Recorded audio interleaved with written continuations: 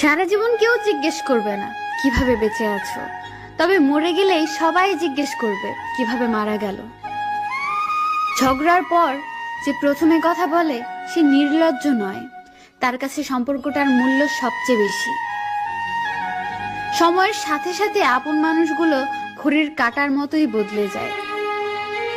কিছু সম্পর্ক ভাড়া বাড়ির মতো, তাকে তুমি যতই সাজাও কখনোই নিজের হবে না।